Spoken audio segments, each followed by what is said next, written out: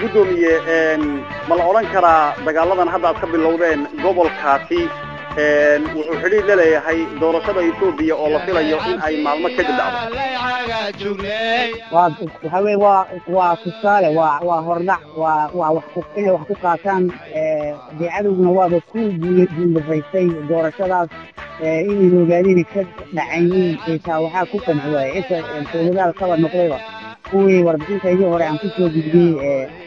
أول إصلاحها فالوالدن أي كلا يعني كلا كيفاتا الرضي سيد الدين وليه حزب الديمقراطي الصومالي قلبادي في وحي لملها ويكون العوالم ويصبح مركا دور الشخص عنه كامل مركا وطول ووقت لقري فرضع وقت دور الشخص فيه يوالين يتكريني كان دعيني لكن وكذا يبدأ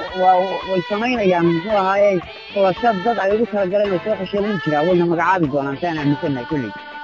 وأنت في جدومية ما دام كنت وانت هي حارون صديحة أما عاد جوكتبة أوغادينيا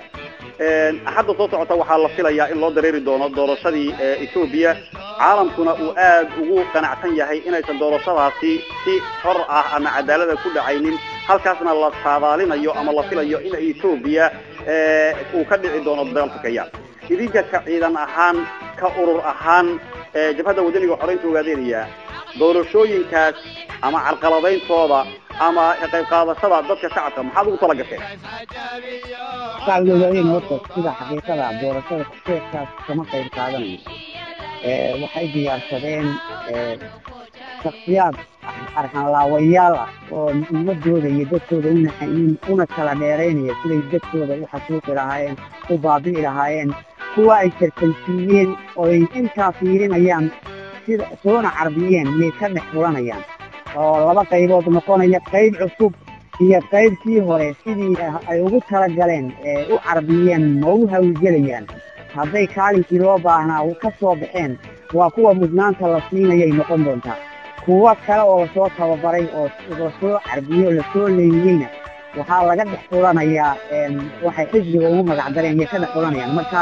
kuwaasna waxaa lagu dhex buuxinayaa xeryaha ciidanka laakiin doorasho shacbigeena si xor ugu soo dareerayo uu ka qayb qaadanayo codkiisa ku siinayo ama uu ku diidayo waxa la yiraahdaa doorashada noocaas ma jirto waxaana marag oo caddayn u ah in laga bilaabo 15 ilaa 17 bishan ay ku jirto lagu daabulayay qalabkii doorashada diyaaradaha helikobtera gobolada fiiq qabrijaar wardeer goday iyo degmooyinka hoos yimaada taasoo u suurtageli weyday in ay siday u rabaan inay u geeyaan degmooyinka marka waxay ka muuqata in xeryaha ciidanka uu lagu buuxinayo dadka ayagu soo xuseen marka waa riwaayad caalamka in loo tiro lagu tala galay wax doorasho oo ka dhacaya ogaadin ma jiro gudoomiye waan gatay maxaa diiday in qalabka doorashada sida kaararkii codadka lagu bixinayay qalabkii kala la mariyo dhulka maxaa diiday waxa diiday sawirada ku sheegay ma waxa diiday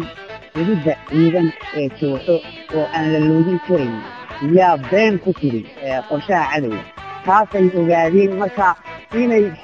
gobolka jiya ka qaadaan geeyaan gobolada kala duwan ee ogaadeen diyaarada ku geeyaan taasay ku kalisay doorashadani Itoobiya haddii ay dhacdo oo Itoobiya uu ka bilowdo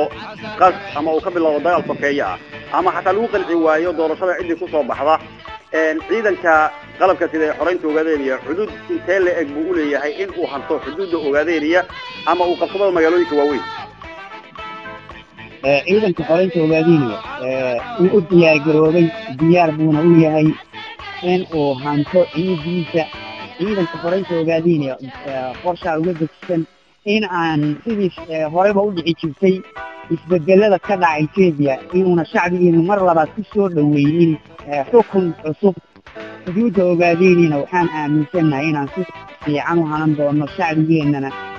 ka xoreyn doono cadawga muddada faraha badan soo guuleysanayay waxyeello fara badan ay ka soo gaadhay waxaan aaminsanahay haddii qalalaasaasi dhaco inuu noqon doono xuduudda ciidan ee jooxo midda lagu nasan doono laguna naaloon doono shacbiga Ogaadeniya xorriyadda uu rabo ku gaari doono si uu ayso uga tashado waan gartay naftii hore maadaama hawada laga dhageysanayo shacab gudaha iyo dibadba استراتيجية iyo qorshayaalka cusub ee u yaala ciidamada qalabka sida ay xoreynta ogaadeen iyo doorashada ku bay wax manoo sheegi kartaa hordhaceedii waad aragteen dhammaystirkeedana insha allah waan arki doonaa waan gartay ugu dambeyntii adoo ka faa'iideysanaya fursadan maxaad oran lahayd shacabka Soomaalida ogaadeen iyo gudaha iyo dibadba xilligan kala guurka ah doorashooyinka nagu soo foole xuduudda ciidanka qalabka sida ay xoreynta ogaadeen iyo ku tusanaya waxaan oran lahaa marka ugu horeysa hambalyo guulahaas ilaahay ina gaarsiiyey waxaan ilaahay inooga baryayaa kuwa lamida oo ujeedada aan u halgamayno ilaahay inoo taameelo yaan ilaahay inooga baryaa inaguna hambalyeynaya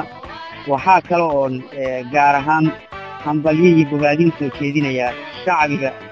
geesiga ee ku sugan ogaadeen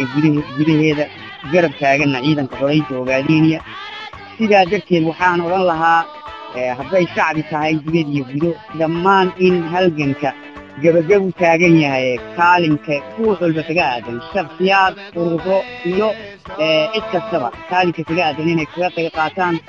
taasoo keeni karta inay guushii aynu si dhib yar muddo dhow hanano